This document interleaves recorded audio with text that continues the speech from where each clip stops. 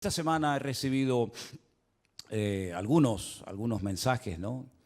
Y concretamente hay un muchacho porque se ha puesto muy de moda utilizar la predicación de un pastor y ponerte al lado, ¿no? ¿Habéis visto esto? Se ha puesto de moda, ¿no? Fíjense, mire lo que dice, ahí viene la palabra, escuchen, atentos hermanos, se ha puesto muy de moda eso, ¿no? Y este muchacho pues cogió una predicación mía, muy honesto el hombre, ¿no? Pidiendo permiso previamente, ¿verdad? Y dice, yo no estoy de acuerdo con lo que este pastor de España dice. Como si a mí me preocuparas cuál es su opinión. Sinceramente no me interesa lo más mínimo cuál es su opinión. Y una de las cosas que dice, a mí me gustaría hacerle muchas preguntas a ese pastor español. Querido, si me estás viendo en esta tarde, cuando quieras, hazme todas las preguntas que quieras. Creo que soy una de las personas más fáciles de localizar del planeta Tierra. Vivo en la isla de Tenerife, concretamente en Santa Cruz de Tenerife. Nuestra iglesia está en la calle Garcilaso de la Vega, número 13. Cuando quieras puedes venir y te respondo a todas las preguntas que quieras, no hay ningún problema. Pero no mientas cuando dices que quieres hacerme muchas preguntas y no las haces. La palabra de Dios nos enseña que los últimos tiempos van a ser tiempos muy difíciles, muy complicados. Y el mensaje de hoy me va a costar un poco compartirlo porque hay tanto material sobre lo que quiero decir. Y yo me he dado cuenta que en los últimos años ha habido como una especialidad que se ha puesto de moda y son los predicadores que predican sin espada. Es decir, los predicadores que motivan a sus audiencias, a sus congregaciones. Y claro, cuando oyes a esos hombres con ese léxico, con esas palabras, con ese carisma que tienen, la gente sale allí inflada, ¿no? Porque, claro, son mensajes que no te comprometen, son mensajes donde todo es serás y tendrás y serás. Dios está contigo, te va a bendecir, te va a abrir puertas, etcétera, etcétera, ¿no? Pero ¿cuántos mensajes han oído usted a lo largo de su vida sobre un tema que ahora les voy a preguntar, si ustedes creen en eso o no? La ira de Dios. Yo solamente escuché un mensaje en toda mi vida y acabo de cumplir 62 años, desde los 16, 17 años estoy sirviendo al Señor de una manera u otra. En toda mi vida escuché a una persona que predicó un día sobre este tema tan controversial de la ira de Dios y casualmente fue en esta iglesia, en este mismo púlpito. ¿Se acuerdan ustedes aquel muchacho peladito cubano? ¿Se acuerdan? Él predicó un día sobre la ira de Dios y fue un mensaje excelente. Y después cuando terminó le dije, no es fácil predicar de esto. No es fácil porque nadie está orando para tener a Dios de espalda a nosotros. A nadie le agrada ver tragedias y muertes y guerra. A nadie le agrada. No estamos orando para que esas cosas sucedan. Generalmente nuestras oraciones son, Señor, cuídanos, protégenos, bendícenos, ayúdanos, pero sabemos que nuestro Dios es un Dios de amor, un Dios de misericordia, pero también se enfada.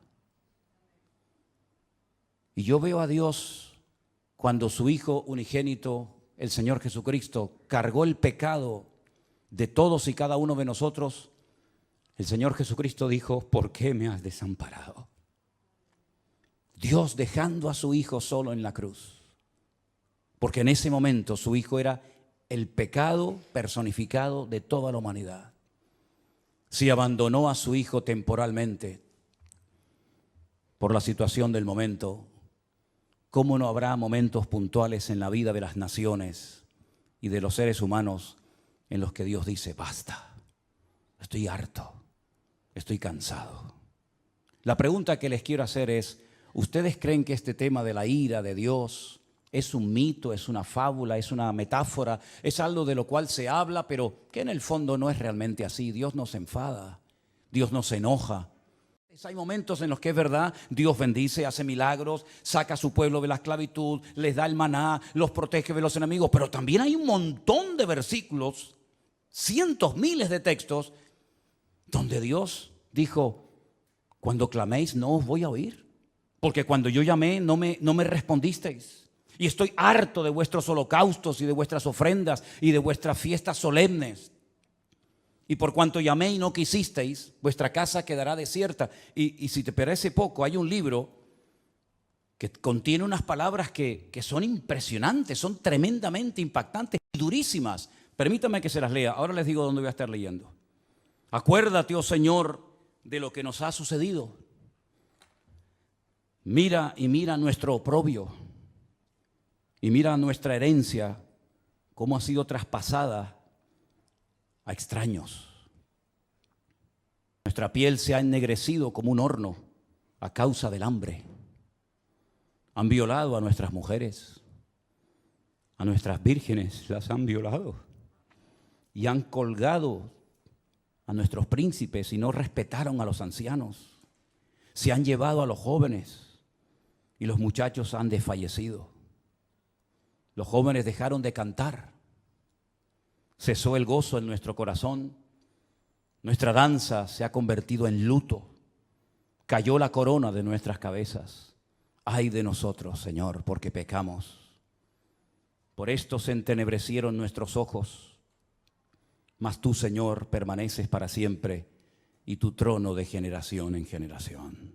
No estoy leyendo un poema, estoy leyendo la Biblia en el capítulo 5 del libro de Lamentaciones. Es tremendo, ¿verdad? Es tremendo cuando Dios dice, basta, hasta aquí hemos llegado, se acabó. Es tremendo cuando Dios le dice a su pueblo, no voy a oír vuestras oraciones, no voy a estar presente en vuestras fiestas solemnes, no voy a oír. El cielo lo haré de bronce y vuestras oraciones no pasarán del techo. Es tremendo, ¿verdad?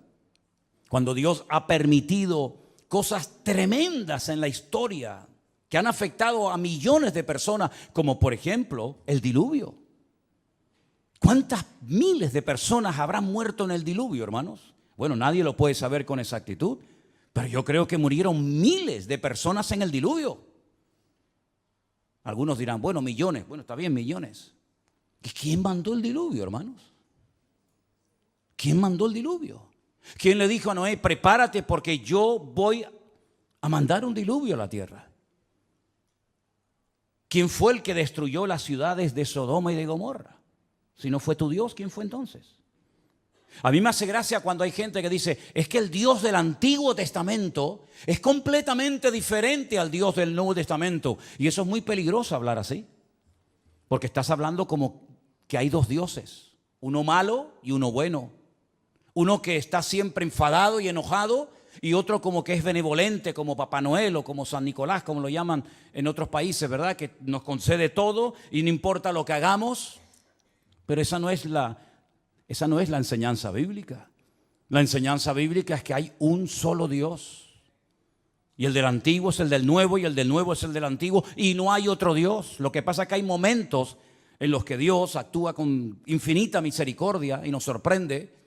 Y a pesar de nuestras rebeliones y desobediencias nos cuida y nos bendice. Pero dice, y lo he leído varias veces en esta semana, no lo hago por ustedes. Que os quede claro. No lo hago por vosotros, sino para que mi nombre no siga siendo pisoteado y blasfemado entre vosotros. ¿Se da cuenta? ¿Y quién permitió la destrucción del primer templo de Jerusalén? ¿No fue Dios? ¿Quién le dio autoridad a Nabucodonosor para que quemara el templo y se llevara los tesoros a Babilonia y rompiera la ciudad de Jerusalén y durante 70 años no pudieran volver a su tierra? ¿Quién fue? ¿No fue Dios? ¿Y quién fue el que permitió la destrucción del segundo templo de Jerusalén, donde se cree que murieron 1 millón de judíos en la destrucción de la ciudad de Jerusalén? Y todas las matanzas y todas las guerras y todos los ríos y ríos de sangre que se podía haber evitado a lo largo de la historia. ¿Y quién fue el que permitió la Shoah? La Segunda Guerra Mundial, ¿quién permitió todo aquello? Claro, hay predicadores que se han especializado en mensajes que motivan a la gente, ¿no? En mensajes de aliento, de ánimo. Hay tantos profetas y tantos pseudoapóstoles que cuando uno habla de la ira de Dios, del enojo, del enfado de Dios, como que se les mueve el piso porque dicen, no, yo no estoy de acuerdo con eso. Vuelvo a repetirles, yo no estoy en este lugar para que ustedes me aplaudan o me sigan o me admiren. Yo no estoy en este lugar para tener cada vez más audiencia y que la gente diga en los comentarios, estoy de acuerdo con usted, pastor, estoy de acuerdo. Y aunque estuvierais en contra, me da exactamente igual porque voy a seguir predicando lo que Dios dice en su palabra, independientemente de la reacción de la gente. En esta semana me han llamado miembro de Hamas, me han llamado nazi. En esta semana me han llamado de todo, porque no están de acuerdo con el mensaje, sobre todo que di el domingo pasado y con la reflexión que di esta semana sobre estos acontecimientos. Pero yo quiero que una vez más vayamos a la palabra de Dios para que veamos que a veces la historia se vuelve a repetir. Claro, son otras personas, son otros nombres, otros momentos de la historia, pero se vuelven a repetir los mismos errores, pecados y defectos que otros cometieron. Vamos a comenzar a leer en Segunda de Crónicas, el capítulo 14. Y vamos a ver cómo Dios aguanta y soporta y tiene infinita misericordia, pero hay momentos en los que Dios tiene que hablar y actuar e intervenir en la historia. En el capítulo 14 de Segunda de Crónicas se relata la historia de un rey del sur de Judá llamado Asa. Era el hijo de un rey llamado Abías. Este rey, dice en Segunda de Crónicas capítulo 14, versículo 1, después Abías durmió con sus padres y fue sepultado en la ciudad de David. Y reinó en su lugar su hijo Asa, en cuyos días tuvo sosiego el país por 10 años. Así parece ser que durante 10 años estuvieron tranquilos, no pasó nada. Hizo Asa lo bueno y lo recto ante los ojos del Señor su Dios, porque quitó los altares de culto extraño y los lugares altos, quebró las imágenes y destruyó los símbolos de Acera. Y mandó a Judá que buscase al Señor, el Dios de sus padres, y pusiese por obra la ley y sus mandamientos. Quitó asimismo de todas las ciudades de Judá los lugares altos y las imágenes, y estuvo el reino en paz bajo su reinado. Edificó ciudades fortificadas en Judá, por cuanto había paz en la tierra y no había guerra contra él en aquellos tiempos, porque el Señor le había dado paz. Dijo por tanto a Judá: edifiquemos estas ciudades y cerquémoslas de muros con torres, puertas y barras, ya que la tierra es nuestra, porque hemos buscado al Señor nuestro Dios, le hemos buscado y Él nos ha dado paz por todas partes. Edificaron pues y fueron prosperados. Si se terminara la historia de Asa con este versículo, podríamos decir que Asa fue un buen rey, porque dice la Biblia que hizo lo bueno ante los ojos de Dios. Pero ¿dónde se prueba la fe verdadera de un creyente? ¿En la paz, en la calma, en la quietud, en la prosperidad? No. Ahí todo, mientras todo va bien, todo el mundo funciona y todo el mundo está contento. Dice que él era bueno delante de Dios y comenzó a hacer una serie de reformas y comenzó a fortificar ciudades y comenzó a hacer obras muy interesantes, muy buenas, necesarias también, pero porque había paz, no había guerra en el país. Pero llegó el momento que las cosas cambiaron. Y tuvo también Asa ejército con escudos y lanzas. Tuvo de Judá 300,000. Es curioso, ¿no? El mismo número de reservistas que Israel ha movilizado en estos días, 300,000. Y de Benjamín 280,000, es decir, tenía 580,000 soldados entre su tribu y la tribu de Benjamín, que traían escudo y entensaban arcos, todos hombres diestros. Versículo 9. Salió contra ellos Zera, etíope, con un ejército de 1,000,000 de hombres. 1,000,000 de hombres. Y además tenían 300 carros y vino hasta Maresa. Entonces salió Asa contra él, ordenaron la batalla en el valle de Cefata junto a Maresa, y clamó Asa al Señor su Dios y dijo, escuchen la oración: oh Señor, para ti no hay diferencia alguna en dar ayuda al poderoso o al que no tiene fuerzas. Ayúdanos, Señor Dios nuestro, porque en ti, ¿qué dice? Nos apoyamos. y en tu nombre venimos contra este ejército. Casi igual que las palabras que David pronunció cuando fue a pelear contra el gigante Goliat. Tú vienes contra mí con espada y jabalina, mas yo voy contra ti en el nombre de mi Dios. Ahora Asa casi dice lo mismo. Ayúdanos, porque en tu nombre venimos contra este ejército. Oh Dios, tú eres nuestro Dios. Que no prevalezca el hombre contra nosotros. ¿Qué pasó? Que el Señor, Jehová, deshizo a los etíopes delante de Asa y delante de Judá, y huyeron los etíopes, que eran 1.000.000 de hombres armados hasta los dientes, y además 300 carros de combate. Era humanamente imposible hacer frente y vencer a este poderosísimo enemigo, porque la desproporción era enorme. Tenían 580.000 hombres, pero el enemigo viene contra ti con 1.000.000 de soldados y no vas a poder hacer frente a esta guerra. ¿Qué fue lo que hizo Asa? Orar. Señor, ayúdanos. Nos apoyamos solamente en ti. Dios le respondió sí o no. ¿Vio una contundente victoria? Sí o no. ¿Fue el enemigo derrotado? Sí o no.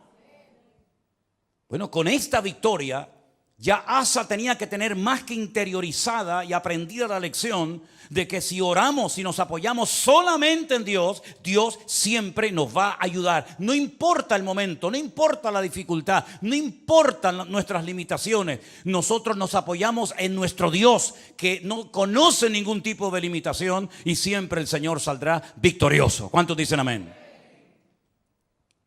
Perfecto. Al poco tiempo, capítulo 15, vino un tal Azarías, hijo de Obed, un profeta digamos ambulante, no muy conocido, pero dijo cosas muy interesantes. Salió al encuentro de Asa y le dijo: oídme, Asa y todo Judá y Benjamín. El Señor estará con vosotros si vosotros estuviereis con él.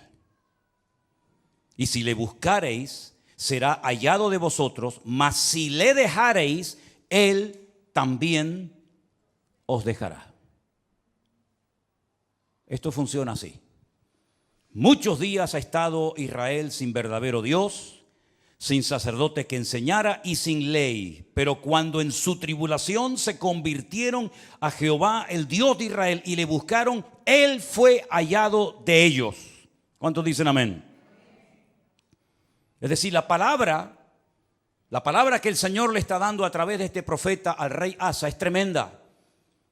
Si siguen en esta línea, si siguen apoyándose en el Señor, si siguen confiando en Él y en su palabra, si no se apartan de su ley, de sus mandamientos, el Señor estará con vosotros. Ya os lo ha demostrado clarísimamente. No importa si viene 1.000.000 o 5 o 20, da igual. Tú mismo, rey Asa, has dicho en tu oración que tú ayudas tanto al poderoso como al que no tiene ninguna fuerza. Porque el ejército o la victoria no depende de nosotros, sino depende del Señor. Porque no es con espada, no es con ejército, es con mi Santo Espíritu, dijo el Señor. Y él lo vio, el Señor se lo demostró. Este hombre se animó tanto con aquella palabra, con aquella contundente victoria, que siguió haciendo cambios y siguió haciendo reformas tremendas en todo el país. La Biblia dice que llevó al pueblo a un momento, a una reunión muy solemne, versículo 11 o 10 si quieren. Dice que se reunieron en Jerusalén en el mes tercero del año 15 del reinado de Asa, y en aquel mismo día sacrificaron para el Señor del botín que habían traído, escuche esto, 700 bueyes y 7,000 ovejas. Aquello tenía que ser un río de sangre terrible. Sacrificar 700 bueyes y 7,000 ovejas, aquello tuvo que ser algo impresionante. Pero a él no le importaba darle todos estos sacrificios al Señor, porque él estaba contento, él estaba agradecido, porque él había visto la mano de Dios poderosa. Y además dice que prometieron, versículo 12, solemnemente que buscarían a Jehová, el Dios de sus padres, de todo su corazón y con toda su alma. Lo juraron delante de Dios. Se tomaron en serio este juramento. Y cualquiera que no buscase al Señor, el Dios de Israel, que muriera, fuera grande o pequeño, hombre o mujer. Juraron al Señor con gran voz y júbilo, al son de trompetas y bocinas. Y todos los de Judá se alegraron en este juramento, porque de todo corazón lo juraban y toda su voluntad lo buscaban, y fue hallado de ellos porque el Señor les dio paz por todas partes. ¿Cuántos dicen amén? Va bien la historia, ¿no? Va bien, vamos bien, vamos bien. El hombre está siendo bendecido, el hombre está siendo usado, Dios está dando paz, Dios está respondiendo a su oración, el enemigo está siendo derrotado y humillado. Vamos bien, gloria a Dios, gloria a Dios. Hace una cosa muy interesante. Estaba el hombre tan entusiasmado y tan contento con su Dios que hasta a su propia madre la puso en su sitio. Miren lo que le dice a su madre, o lo que hace con su madre en el verso 16. Aún a Maaca, la madre del rey Asa, cuidado, no era una cualquiera, era su propia madre, la depuso de su dignidad, porque había hecho una imagen de acera. Y Asa destruyó la imagen y la desmenuzó y la quemó junto al torrente del Cedrón. A su propia madre le dijo: no voy a permitir, por muy madre que seas de mí, que tengamos entre nosotros una imagen de esta acera. La destruyó, la desmenuzó y le prendió fuego en el torrente de Cedrón. Ese torrente, ese barranco que hay entre el monte Moriah del templo y el monte de los olivos. Le prendió fuego. Y en el versículo 18 dice que trajo a la casa de Dios, al templo, todo lo que su padre había dedicado y lo que él había consagrado. Y dice: plata, oros, utensilios. Llevó un montón de cosas. La generosidad brotó en su corazón. Y dijo: voy a llevar a la casa de Dios, al templo, oro y plata y utensilios de todo tipo. Tremendo. Si terminara, repito, la historia del rey Asa con este capítulo, podríamos marcharnos a casa diciendo: gloria a Dios, por fin nos encontramos un buen rey. Porque lamentablemente no todos fueron buenos, hubieron algunos que fueron terribles. Pero este por lo menos fue bueno. Pero es que la historia continúa. La historia nos lleva al capítulo 16, donde dice que en el año 36 de su reinado, tuvo mucho tiempo como rey, subió Baasa, el rey de Israel, el que estaba en el norte. Ya el país se había dividido. Recuerden esto, hermanos. Estaba Judá al sur con la tribu de Benjamín, y las 10 tribus al norte adoptaron el nombre de Israel. Y entonces el rey de Israel, en este caso se llamaba Baasa, va contra él, fortifica la ciudad de Ramá para no dejar salir ni entrar a ninguno. ¿Y qué es lo que hace Asa? Se supone que tenía que hacer exactamente lo mismo que ya había hecho y que le había dado tan buenos resultados, ¿sí o no? Orar, clamar al Señor, apoyarse en el Señor y poner en práctica el juramento que habían hecho. Nos apoyaremos en ti, confiaremos en ti. Lamentablemente no hizo eso, no lo hizo. ¿Qué es lo que hace? Sacó Asa la plata y el oro de los tesoros de la casa de Dios. Es decir, ayer los entregué al Señor, hoy los vuelvo a tomar. Ayer los consagro para uso exclusivo del templo y ahora tomo todo eso que no es mío. Son parte de los tesoros de la casa de Dios, y lo que hace es que se los envió a un tal Ben-Hadad, rey de Siria, que estaba en Damasco. ¿Y este qué pinta aquí? ¿Quién es este rey de Siria, este tal Ben-Hadad? ¿Qué pinta este hombre en todo esto? Bueno, le dijo: hay alianza entre tú y yo como la hubo entre tu padre y mi padre. He aquí yo te he enviado plata y oro para que vengas y deshagas la alianza que tienes con Baasa, el rey de Israel, a fin de que se retire de mí. Consintió Ben-Hadad con el rey Asa y envió los capitanes de su ejército contra las ciudades de Israel y conquistaron Gijón, Dan, Abel-Maín, las ciudades de aprovisionamiento de Neftalí. Y oyendo esto, Baasa cesó de edificar a Ramá y abandonó su obra. Entonces el rey Asa tomó a todo Judá y se llevaron de Ramá la piedra, la madera con la que Baasa edificaba, y con ella se edificó la ciudad de Jeba y Amispa. Problema solucionado. Ya está. Pero esto no fue agradable ante los ojos de Dios, porque aunque humanamente hablando se salió con la suya, le doy dinero a un rey de Siria, Ben-Hadad, para que me apoye en la guerra, para que se ponga en contra de mi enemigo. Yo le pago, yo le doy una cantidad enorme de dinero, aunque vacíe la casa de Dios, y así me quedo tranquilo. Pero es que resulta que en aquel tiempo a los profetas, y lo dicen otros textos de la Biblia, se les llamaba videntes, porque eran los que veían, los que leían las circunstancias, los que interpretaban el mundo espiritual. Por eso se les llamaba por un tiempo a los profetas videntes, porque veían más allá de lo natural. Porque lo natural, como he dicho muchas veces, es un reflejo de lo espiritual. Y ahora viene este vidente, este profeta, y le dice al rey Asa: por cuanto te has apoyado en el rey de Siria y no te apoyaste en el Señor tu Dios, por eso el ejército del rey de Siria se escapó de tus manos. Los etíopes y los libios no eran un ejército numerosísimo con carros y mucha gente de a caballo. Les recuerda el pasado, les recuerda la historia, lo que Dios hizo por él. Con todo, porque te apoyaste en Jehová, Él los entregó en tus manos. Porque los ojos del Señor contemplan toda la tierra para mostrar su poder a favor de los que tienen corazón perfecto para con Él. Y ahora le dice: locamente has hecho esto. Locamente has hecho esto. Porque de aquí en adelante habrá guerra contra ti. Has abierto una brecha, has abierto una puerta en el mundo espiritual y a partir de hoy tu vida va a cambiar radicalmente, pero para mal, no para mejor. ¿Qué hubiera hecho usted, hermano y hermana, o yo, si nos viene un profeta como este, Hanani, y nos amonesta y nos dice esta palabra? ¿Qué hubiéramos hecho?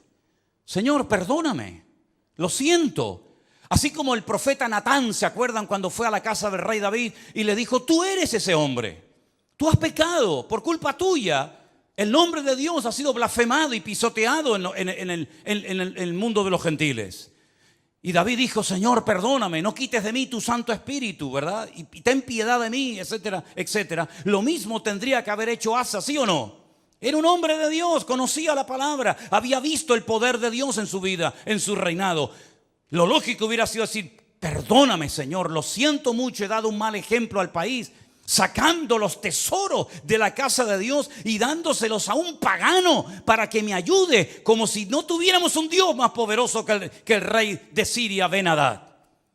¿No te das cuenta, querido hermano, que cada vez que te apoyas en algo o en alguien que no es Dios, el que se lleva la gloria no es Dios, sino el que en la persona en la que te has apoyado? Locamente has actuado. Tú, un hombre de Dios, no tiene que actuar de esta manera. Un pueblo que conoce a su Dios no puede caer en estos errores. ¿Qué dije el domingo pasado? Hay cosas que se hacen en este país o en el tuyo o en muchas naciones de la tierra que no es que estén bien, pero bueno, digamos que no afectan tanto al mundo espiritual. Pero Israel no puede permitirse ser como los demás.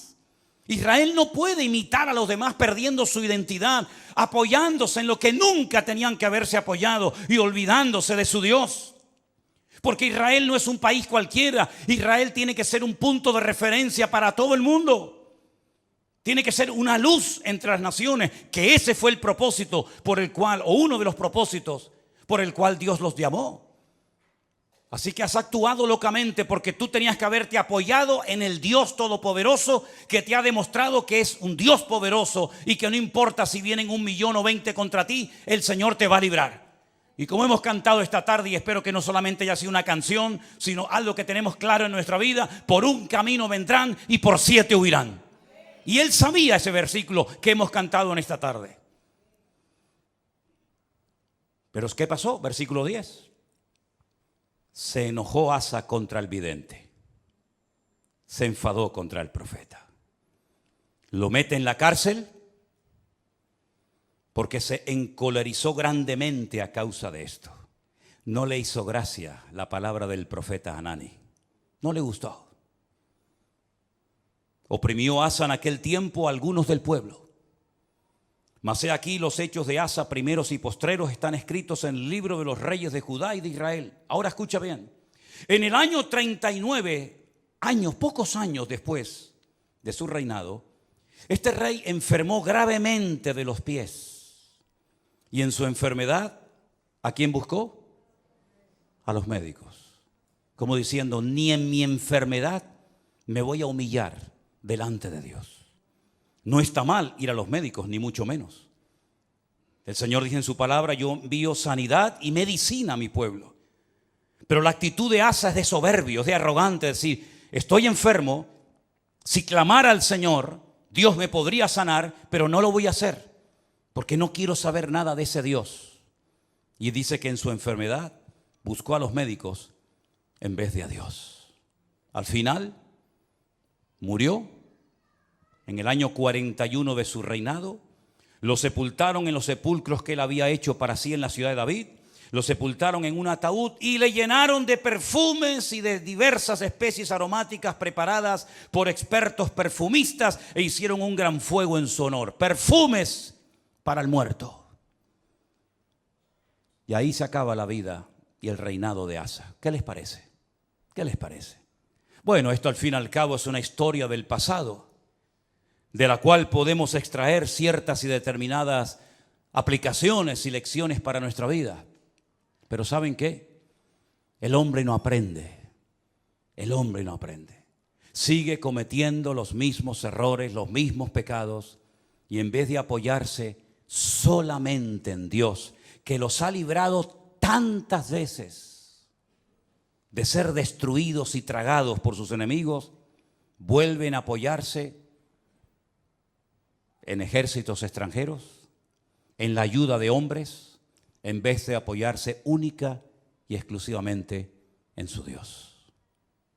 Hemos leído en esta tarde, espero que hayan prestado atención, el Señor es mi luz y mi salvación. No temeré lo que me pueda hacer el hombre. Ellos tienen una palabra que dice,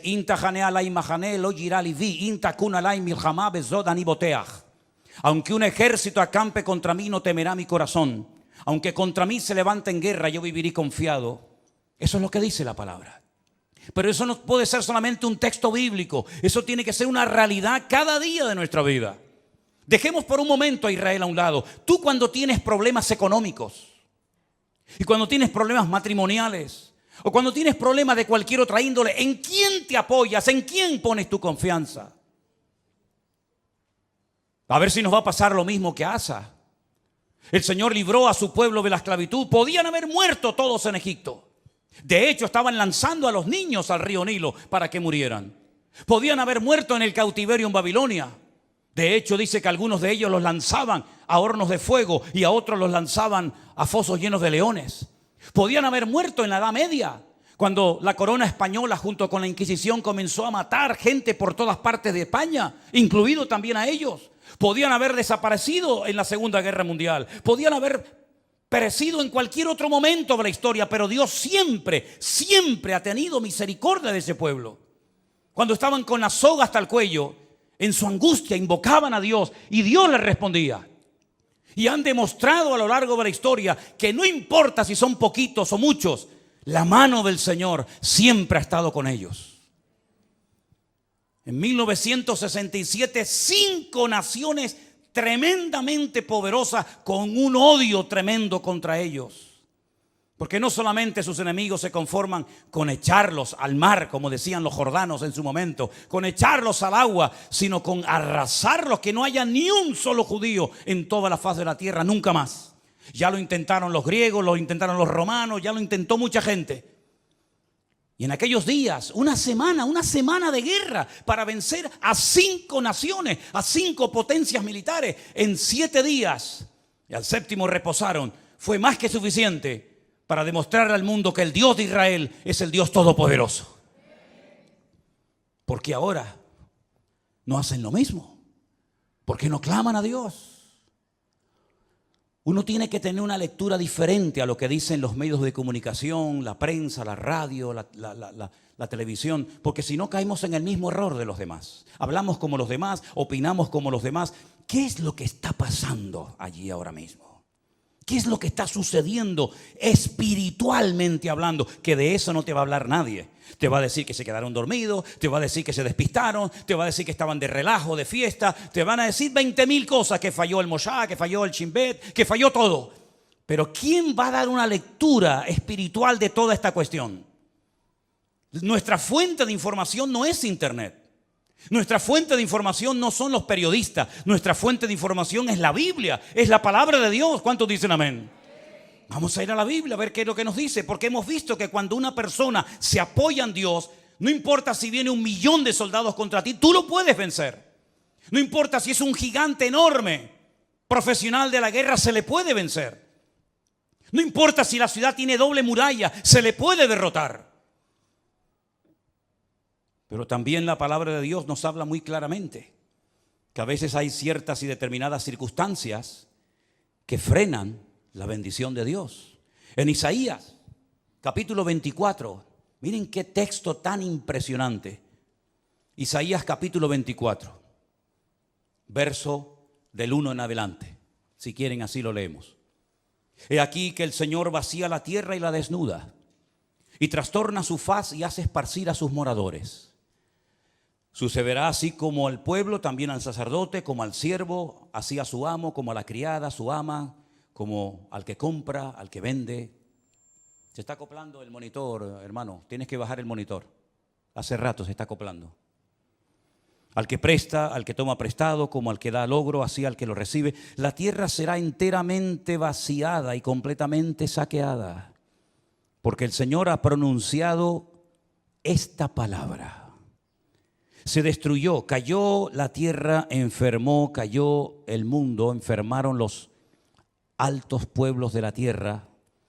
Escucha bien el versículo 5. Ahí está la respuesta. Sube. La tierra se contaminó bajo sus moradores. No estamos hablando de Japón, no estamos hablando de Latinoamérica. Es el profeta Isaías hablándole al pueblo de Dios, hablando de su pueblo, de su tierra, y les dice: la tierra se ha contaminado debajo de vuestros pies. ¿En qué se basa el profeta para hacer semejante declaración? Ustedes han traspasado las leyes. Número 2, han falseado el derecho y han quebrantado el pacto sempiterno. Quédense con esas tres cosas. Falsearon el derecho, traspasaron las leyes y quebrantaron el pacto sempiterno. Aquí está la clave, mi hermano. Ahí está la respuesta que Dios da en su palabra. Por supuesto, estudié el texto en hebreo, y cuando dice leyes, dice Torot, porque está en plural. Si fuera la ley, diría Torah, pero como dice las leyes, dice Torot, las leyes de Dios. Las habéis traspasado, las habéis quebrantado. Falsearon el derecho, hok. Hok es otra palabra que significa obligaciones morales, normas de convivencia. Las habéis quebrantado también. No solamente lo divino, lo religioso, la Torá, los Torot, los mandamientos inspirados por el Espíritu Santo, dados a través de Moisés en el monte Sinaí, los habéis quebrantado. No solamente eso, sino que también habéis modificado las normas, habéis manipulado vuestras obligaciones y habéis permitido ciertas y determinadas cosas que van en contra de la palabra que ustedes saben como pueblo de Dios que no se deben ni se pueden hacer. Y además de todo eso, lo que ha sucedido es que el pacto sempiterno, fíjate qué palabra tan interesante. Una cosa es eterno, otra cosa es sempiterno. Parece lo mismo, pero no es igual. Nuestro Dios no es sempiterno, nuestro Dios es eterno, porque no tiene principio ni tiene fin. Pero el pacto que Dios hizo con el pueblo de Israel tiene principio y no tiene fin. Por eso se llama un pacto sempieterno. No es un sinónimo, sino es una connotación diferente. Dice el Brit Olam. El Brit Olam en hebreo se ha traducido muy bien en esta ocasión por un pacto que tuvo un principio. ¿Dónde tuvo el pacto ese principio? Vamos a verlo ahora, para posicionarnos y ver a qué se refiere la palabra de Dios cuando dice que llegaría un momento en la historia en el que el pueblo de Israel quebrantaría los Torot, la ley de Dios, los Hok, las normas de convivencia, las obligaciones de un país, y además el pacto sempiterno. Ese pacto del cual está haciendo referencia Isaías se menciona en el primer libro de la Biblia, el libro del Génesis. Cuando el Señor le dice a Abraham, tenemos que remontarnos a los tiempos de Abraham, espero que no se estén perdiendo, porque para mí es tremendamente interesante que ustedes entiendan esta porción y este mensaje hoy. El Señor le dice a Abraham: yo estableceré mi pacto entre mí y ti, y entre tu descendencia por tus generaciones. Es decir, el pacto no termina con tu muerte. El pacto no termina cuando tu hijo se muera, Isaac, o cuando tu nieto Jacob muera, sino que será un pacto con toda tu descendencia por todas las generaciones, y yo seré tu Dios y el de tu descendencia para siempre. Este es mi pacto. Este es mi pacto, versículo 10. Este no es el pacto que Jesús hizo en el huerto, en Jerusalén, cuando dijo: tomad y comed, esto es mi cuerpo. No, ese no es. Este es otro pacto. Este es un pacto que está haciendo con Abraham, el padre de la nación hebrea. El pacto que Dios hizo con este varón, le dice: guardaréis entre mí y vosotros y tu descendencia después de ti. Será circuncidado todo varón entre vosotros. Es decir, siempre hay una señal de un pacto. ¿Cómo puedo yo demostrar que Dios ha hecho un pacto conmigo? ¿Cómo lo puedo demostrar? Bueno, Dios me dijo, ya, Dios te dijo, pero las palabras se las lleva el viento, como dice el refrán. ¿Cómo podía Noé demostrar que Dios había hecho un pacto con él? Cuando veáis el arco en las nubes, esa es la señal del pacto que yo he hecho con ti. Perfecto. ¿Y cómo podía Abraham demostrar, o la descendencia de Abraham, que Dios había hecho un pacto con ellos, que los había escogido de entre todas las naciones? Esta será la señal del pacto. Circuncidaréis la carne de vuestro prepucio y os será por señal entre mí y vosotros. A la edad de 8 días. Luego no es un pacto con la nación islámica, con los árabes, porque los árabes se circuncidan a los 13 años. Y los judíos circuncidan a sus hijos a los 8 días. ¿Te das cuenta? El pacto va a ser una señal que vas a llevar toda tu vida en tu carne, en tu cuerpo. Y se la tienes que hacer al bebé a los 8 días. Por vuestras generaciones. El nacido en casa, el comprado por dinero, también los extranjeros que no fueren de tu linaje. Debe ser circuncidado el nacido en tu casa, el comprado por dinero. Estará mi pacto en vuestra carne por pacto perpetuo. El varón incircunciso, el que no hubiere circuncidado la carne de su prepucio, aquella persona será cortada de su pueblo, ha violado mi pacto. Da igual si son religiosos o no, si son creyentes o no, si son practicantes o no. No hay ni un solo varón de Israel que no sea circuncidado, ni uno. No van a la sinagoga, no leen la Torá, no practican los mitzvot, no se ponen los tefilín, no hacen ningún tipo de manifestación religiosa, pero a nadie se le ocurriría tener un hijo y no circuncidarlo. Eso no se negocia. Aunque te hayas casado con una chica no judía, jamás por amor a tu mujer no judía vas a decir, bueno, al niño no lo circuncidamos. No, lo han hecho en todas partes, en Egipto. En la Segunda Guerra Mundial lo hacían, a escondidas lo hacían, por la prohibición que los reyes católicos pusieron de que no se podía seguir circuncidando. Es la señal del pacto. Todos los hombres en Israel están circuncidados. Llevan en su carne la señal de que están bajo un pacto. Lo entiendan o no, ustedes se han metido debajo de un pacto. ¿Cómo se llama Israel? ¿Cómo se llama ese país? Israel, no. Estado judío de Israel. Es decir, estáis bajo un pacto que Dios ha hecho con vosotros, y lo creáis o no, lo entendáis o no, ustedes llevan en su cuerpo una marca como señal de que estáis bajo ese pacto. Isaías dice en el capítulo 24 que hemos leído en esta tarde: vosotros habéis quebrantado el pacto. Vosotros habéis traspasado las leyes y habéis falseado el derecho.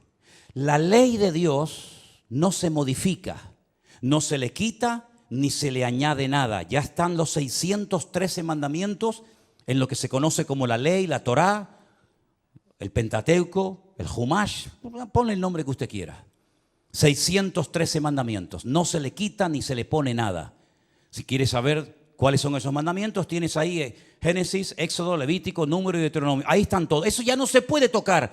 Pero las normas, las reglas, tienen que ir en consonancia con la ley de Dios, ¿sí o no? ¿Quién se tiene que adaptar? ¿El hombre a Dios o Dios al hombre?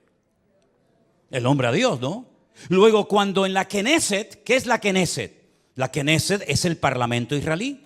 donde están todos los partidos políticos, los de derecha, los de izquierda, los árabes, todos están allí. En la Knesset se aprueban leyes y esas leyes tienen que ir en consonancia con la palabra de Dios, porque ustedes están bajo un pacto y lo saben porque llevan la señal de ese pacto en vuestra propia carne. ¿Me siguen o no?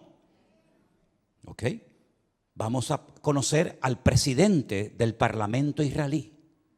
Se los presento a todos ustedes. Ahí lo tienen. El presidente de la Knesset de Israel se llama Amir Ohana, presidente de la Knesset, presidente del Parlamento israelí, judío, circuncidado, faltaría más. Veamos lo que nos dice la Wikipedia en su vida personal. El señor Amir Ohana y su pareja Alon Haddad formaron una familia homoparental con un hijo y una hija que concibieron a través de la subrogación gestacional de una mujer de Oregón, Estados Unidos.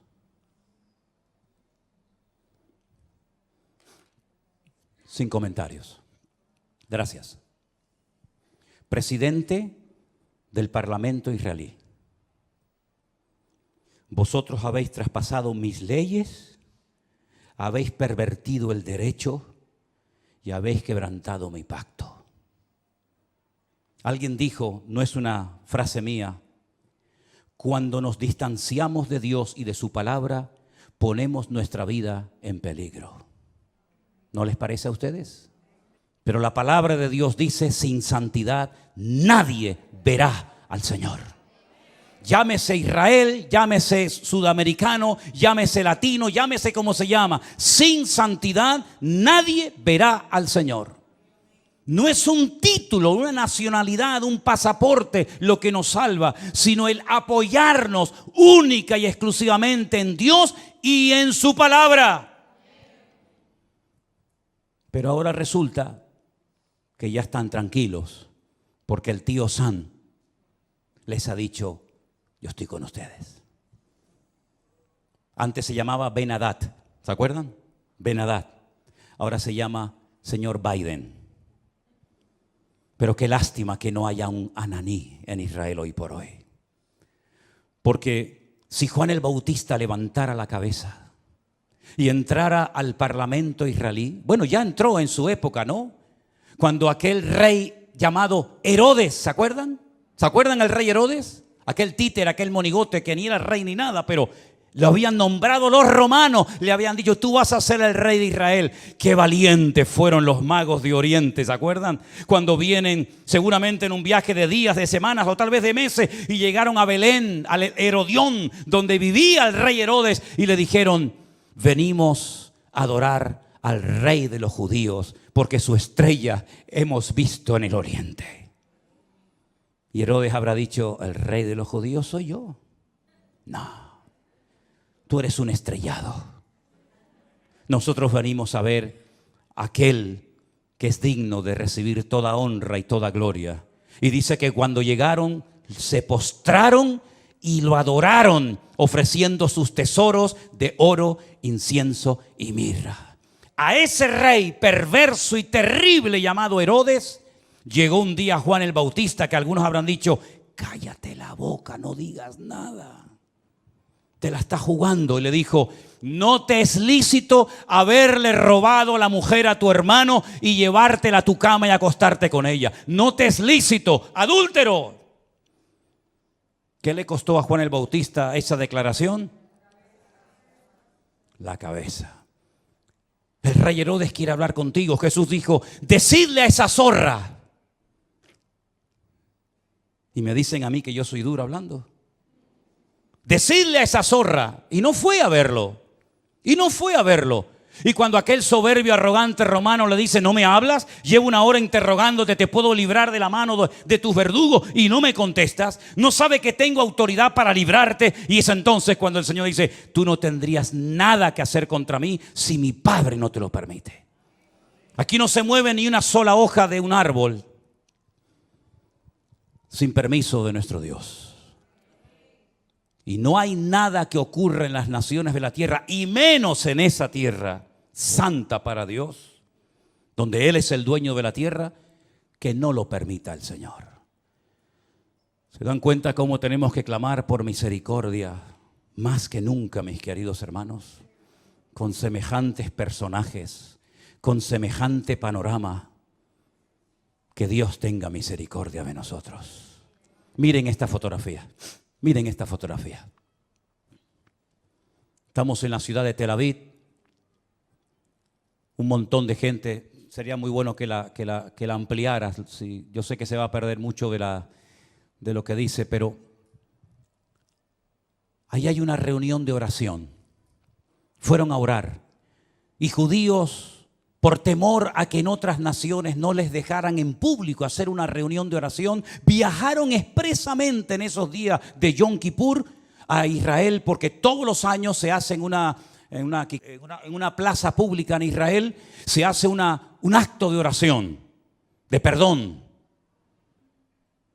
Y entonces estos judíos, algunos mayores, otros jóvenes, familias enteras, viajaron a Israel para poder participar en público en las calles de la ciudad de Tel Aviv de una reunión de oración. Y mire lo que dice en la parte de abajo: las personas que se mudaron a Israel sintieron miedo en el único lugar donde no esperaban sentirse amenazados por su judaísmo. ¿Quién impidió esa reunión de oración? ¿Jamás? ¿Hezbollah? Los de la banderita de colores y toda la tropa que les acompaña interrumpieron una reunión de oración. ¿A quién molestaban? ¿A quién le podía hacer daño que un montón de gente allí oraran a Dios pidiendo por la nación? ¿Qué problema, qué daño puede hacer eso? En esa plaza, unos días más tarde, en esa misma plaza, ponemos la siguiente fotografía, por favor. La gente se reúne y enciende velas para recordar a las víctimas de Israel. ¿Casualidad? Díganme lo que quieran. Díganme lo que quieran. Pero en esa plaza, una semana atrás, los echaron prácticamente a patadas para que no oraran por Israel. Y una semana más tarde, en esa misma plaza, tuvieron que ir a poner velas a recordar, lamentablemente, en ese acto de salvajismo terrible que hemos visto, a las víctimas que murieron. ¿Qué les parece, hermanos? ¿Qué les parece? Empecé este mensaje haciéndoles una pregunta. ¿Ustedes creen en la ira de Dios? ¿Ustedes creen que Dios se enfada, que podemos hacer lo que nos da la gana y no pasa nada? Sigan jugando con Dios, sigan. Tarde o temprano te darás cuenta que con Dios no se puede jugar. Es mejor decir no soy nada a decir soy judío, soy cristiano, soy evangélico, soy creyente y vivir peor que la gente del mundo. Yo decía hasta hace unos días, ya no lo voy a volver a decir más porque sería un insulto, ¿no? Yo decía que esta gente que entró hizo esas cosas terribles que no tienen ni nombre, y lógicamente no vamos a poner ninguna escena de esas, se portaron como animales, y me equivoqué. Los animales no se comportan así. Alguien dijo recientemente, si los seres humanos todos tuviéramos corazón de perro, no habría guerras en el mundo. Porque dicho sea de paso, la palabra perro en hebreo es kol-lev. Kelev. Kol-lev. Todo corazón. Kol, todo, lev, corazón. El perro se llama en hebreo todo corazón. ¿Cuánto echo de menos a mi perro? ¿Cuánto echo de menos a Trotsky? ¿Cuánto lo echo de menos? Los viajes que he hecho con él, los días que he viajado solo por ahí, durmiendo en cantidad de lugares y siempre a mi lado, siempre ahí, ¿verdad? Ustedes saben que era mi sombra. Cuando vivíamos enfrente de la iglesia, saltaba el muro, aunque tenía ya las patitas con problema y con dolor, saltaba y se metía aquí en la iglesia y aquí se quedaba quietito, ¿verdad? Si fuéramos todos los seres humanos con corazón de perro, no veríamos estas cosas terribles que hemos visto. 150 personas que no se sabe lo que va a ser de ellas, niños, en fin, no quiero ni mencionar la palabra. ¿Qué les parece, hermanos? El único que puede solucionar esto, ¿saben quién es? Dios. ¿Saben quién va a ganar la guerra esta? Dios es el que la va a ganar. Y si todo esto lleva al hombre a ponerse de rodillas y a pedir perdón, pues gloria a Dios.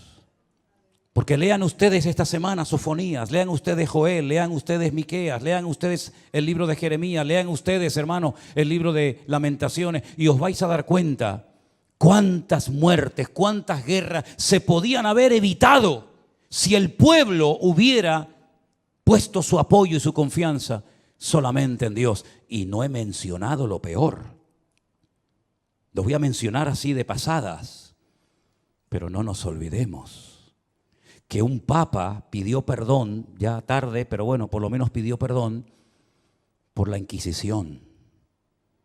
Un rey español pidió perdón por haber expulsado al pueblo de Israel de España, robándoles todas sus posesiones y mandándolos con lo opuesto.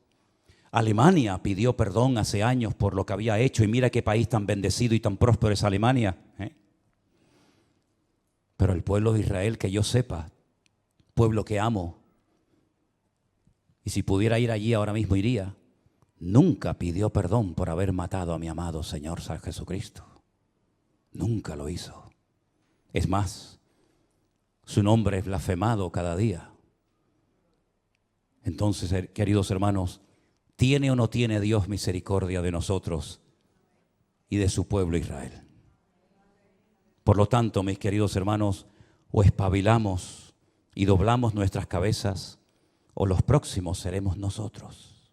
¿Se acuerdan lo que me dijo aquel rabino en aquel muro aquel día? Ahora es Ucrania, pasado mañana será Israel, después seréis vosotros. ¿A dónde van a ir esos miles y miles de refugiados? Jordania no ha abierto sus fronteras diciéndole, vengan, vengan, tenemos un país enorme, grandísimo, de miles y miles de kilómetros. Vengan aquí. Al fin y al cabo, los palestinos, ¿de dónde eran? Eran jordanos. Los viejos que viven en Israel, ¿qué pañuelos se ponen en la cabeza? ¿Con qué se ponen en la cabeza? ¿De qué color es? ¿De qué color es? ¿Blanco y negro? No. Blanco y rojo. El pañuelo de Jordania. Miren la bandera de Jordania, miren la bandera palestina, son iguales, simplemente que han puesto ahí una estrella. Pero Jordania no ha dicho, vengan para acá, les recibimos. Arabia Saudita no los ha invitado a venir. Los iraníes, que tanto los aman y los apoyan. Qatar, país rico, no ha invitado a ninguno de ellos. Todos los quieren, pero lejos. ¿A dónde van a venir todas esas personas? ¿A dónde vinieron los sirios cuando fue la guerra en Siria? ¿A dónde fueron los libios? ¿A dónde van a ir? A Europa. Aquí tienen pagas, aquí tienen comida, aquí tienen todo lo que sus hermanos árabes jamás les van a dar. Así es que he dicho muchas veces, lo mejor está por venir. Pero bíblicamente, para ciertos sectores de la tierra, lo peor está por venir. Porque si les interesa el tema, lean esta semana detenidamente capítulo 38 y 39 de Ezequiel. Ahí te dice quién va a atacar y cuándo lo va a hacer. Y no son estos, ¿eh? Hay un dato tremendamente significativo. Esta guerra va a terminar, por supuesto que sí. Y todo volverá supuestamente a la normalidad. Volverán a estar tranquilos porque ya se han quitado un enemigo de encima. Lean Ezequiel 38 y 39 y te dice cuándo va a atacar el de arriba. El de arriba. ¿Quién es el de arriba? El del norte. El oso. Te dice cuándo van a hacerlo y cómo va a morir. Y el tiempo que tardarán enterrando muertos es impresionante. Es que la Biblia es el periódico de mañana. Por eso hay que leerla y escudriñar las Escrituras. Así que Dios tenga misericordia de nuestras vidas. Amén, hermanos. La pregunta es, y termino, ¿cómo es posible que este pueblo tan inteligente, de tantos premios Nobeles, no se dé cuenta de todo lo que está sucediendo? Bueno, la palabra de Dios nos enseña que están ciegos, están ciegos. Lamentablemente la ceguera de Israel es tan tremenda, que por inspiración del Espíritu Santo, un profeta dijo de ellos lo siguiente, y con esto termino.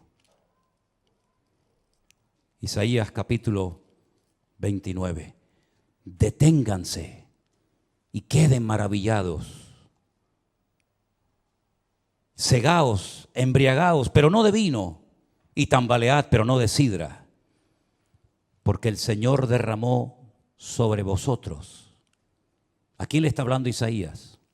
A Israel, no a nosotros. En ese momento Isaías le estaba predicando al pueblo de Israel y le dice: el Señor derramó sobre vosotros espíritu de sueño, cerró los ojos de vuestros profetas. No hay profetas en Israel, no hay profetas. Ellos dicen que los únicos que pueden tener Ruach HaKodesh, es decir, al Espíritu Santo, son los profetas. Y como no hay profetas, el Espíritu Santo no está en Israel. Lo dicen ellos.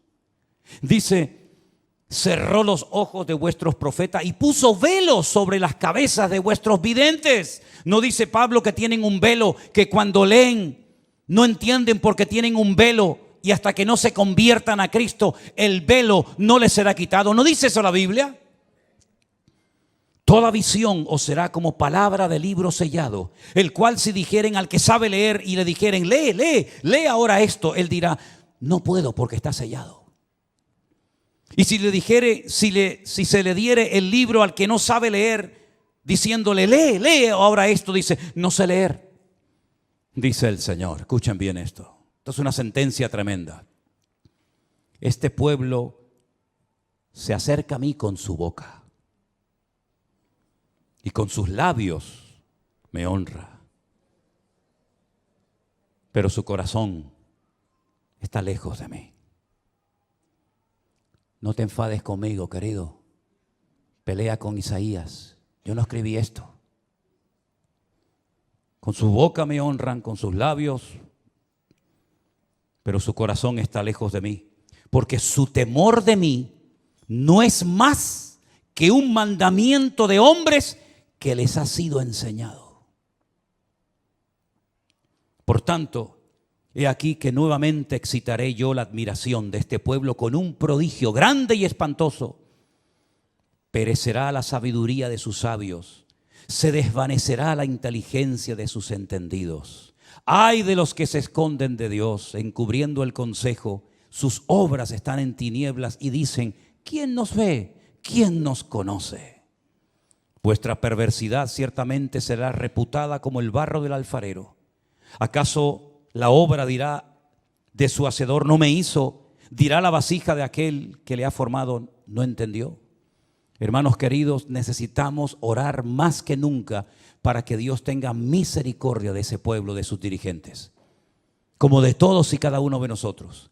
Y Dios volverá, claro que sí, otra vez a tener misericordia de su pueblo, y otra vez llenará su boca de risa, y otra vez dirán entre las naciones: grandes cosas ha hecho el Señor con estos. Pero ya es tiempo de que despertemos y nos demos cuenta de que hay cosas que se pueden evitar en la vida si obedecemos a Dios. ¿Por qué aprender a base de lágrimas? ¿Por qué aprender a base de humillaciones? ¿Por qué aprender a base de palos? Si el Señor nos ha dejado en su palabra las instrucciones concretas y específicas para no sufrir innecesariamente, para no morir antes de tiempo, para no tener que hacer el ridículo, porque el Señor creó a ese pueblo para que fueran siempre cabeza y nunca cola, para que estuvieran siempre arriba y nunca debajo. Eso fue lo primero una de las cosas que más me impactó cuando yo fui a Israel, sobre todo al Kotel Hamarabí, al Muro de los Lamentos. Yo llegué al Muro de los Lamentos, una plaza enorme, y hay una pared, como ustedes saben, grandísima. Y allí están los judíos orando 24 horas al día, siempre orando, con sus movimientos, con su Torá, con sus salmos y con sus historias. Y cuando levantas la cabeza dice, ¿y ahí arriba? ¿Quiénes están ahí arriba orando? Esas mezquitas que están ahí arriba, aquella de Al-Aqsa, el domo de la roca donde Abraham subió a sacrificar a Isaac. ¿Quiénes están ahí arriba? No, arriba están los árabes. ¿Arriba? Sí, están arriba. ¿Y abajo? ¿No os dais cuenta que hasta en lo natural el Señor nos habla y nos dice, es que yo no diseñé a mi pueblo para que estuvieran abajo, yo diseñé a mi pueblo para que estuvieran arriba y fueran cabeza y no cola? Pero eso no sucede por tener un pasaporte azul con la menorá y decir soy del Estado de Israel. Eso sucede cuando circuncidas tu corazón y te conviertes de corazón al Señor que te amó eternamente y te lleva esculpida en las palmas de sus manos. Cerramos nuestros ojos en esta noche. Mediten en esto. Reflexionen en estas palabras. También a nosotros el Señor nos llama al arrepentimiento, a una conversión genuina. Claro que sí, no estamos exentos. Si esto se hace con las ramas naturales, ¿qué no se hará con las ramas que hemos sido injertados en el olivo verdadero? Por lo tanto, mis queridos hermanos, aprendamos la lección. Dios viene a buscar un pueblo sin mancha y sin arrugas. Que Dios se apiade de nuestras vidas. Repasemos todas estas lecturas, estos textos bíblicos.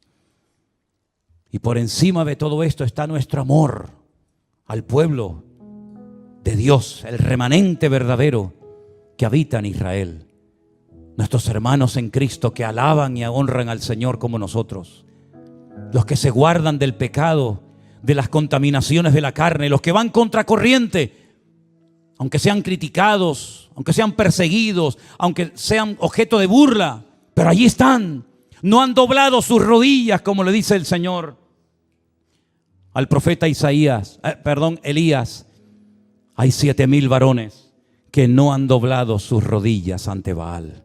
Y en Israel hay muchos hermanos, pastores, congregaciones, siervos de Dios, que no han doblado sus rodillas ante Baal ni ante nadie, sino que se apoyan única y exclusivamente en el Señor Dios Todopoderoso. Aleluya. Recibe nuestras vidas en esta tarde como olor fragante,